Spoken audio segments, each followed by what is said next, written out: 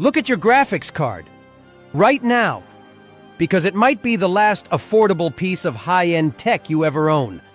For 30 years, the GPU was a toy. It was built for us, the gamers. We pushed the limits of Crisis, we tracked the rays in Cyberpunk, and we built the PC master race.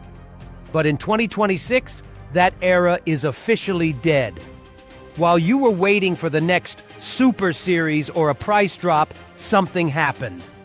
A trillion-dollar monster called generative AI walked into the room and outbid you for every single transistor on the planet. Today, NVIDIA and AMD aren't gaming companies anymore. They are AI foundry giants. And you? You're just a legacy customer they're ready to leave behind. In this video, we're diving into the global GPU heist. We're talking about the $5,000 graphics card, the VRAM crisis, and why the PC master race is being evicted from its own home. Let's get into it. Let's follow the money, because the math is brutal. Back in 2020, NVIDIA's revenue was a healthy split between gamers and data centers. But look at the 2026 fiscal reports. 90% of NVIDIA's income now comes from AI.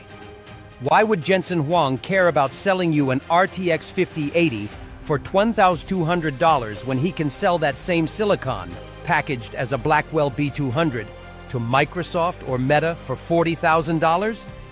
It's not just greed, it's logic. To these companies, a GPU is no longer a graphics processing unit, it's a money printing unit. Every square millimeter of silicon wasted on a gamer's GPU is a square millimeter not spent on training the next GPT-6 or Claude 4. We aren't fighting other gamers for stock anymore. We are outgunned by trillion-dollar corporations with infinite budgets. The real war is being fought over VRAM. You've noticed it, right?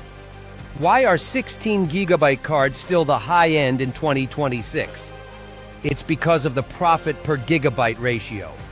High-speed memory like GDDR7 and HBM3E is the new oil. AI models need hundreds of gigabytes of VRAM to function.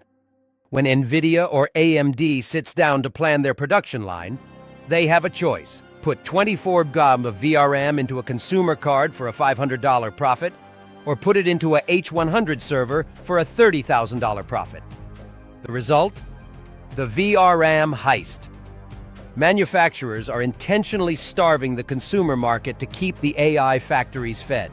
This is why rumors of the RTX 50 series delays are everywhere. It's not a technical delay. It's a redirection of resources.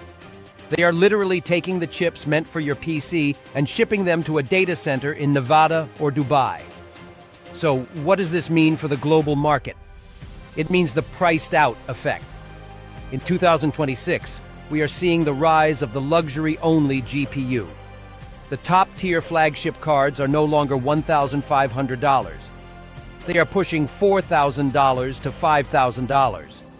We're witnessing the death of the middle-class PC gamer. If you want high-end performance today, you have two choices. Be a millionaire, move to the cloud.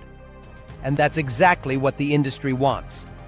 By making hardware unaffordable, they are forcing the world toward subscription models. Why own a GPU when you can rent one via GeForce Now or Xbox Cloud? They want you to stop owning the hardware and start paying a monthly tax to the AI giants who own the silicon. The golden age of PC gaming, where the best tech was built for us, is over.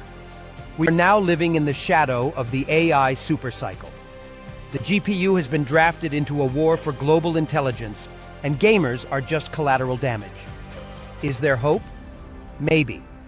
As AMD pivots away from the high end to focus on mainstream value, and Intel tries to find its footing, we might see a budget renaissance. But the days of the $500 beast are gone. So what are you going to do? Are you holding on to your current card until it dies? Or are you ready to surrender to the cloud?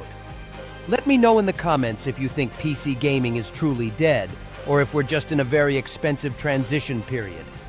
Don't forget to hit like if you're still rocking an ancient GPU, and subscribe for more deep dives into the tech war. I'll see you in the next one.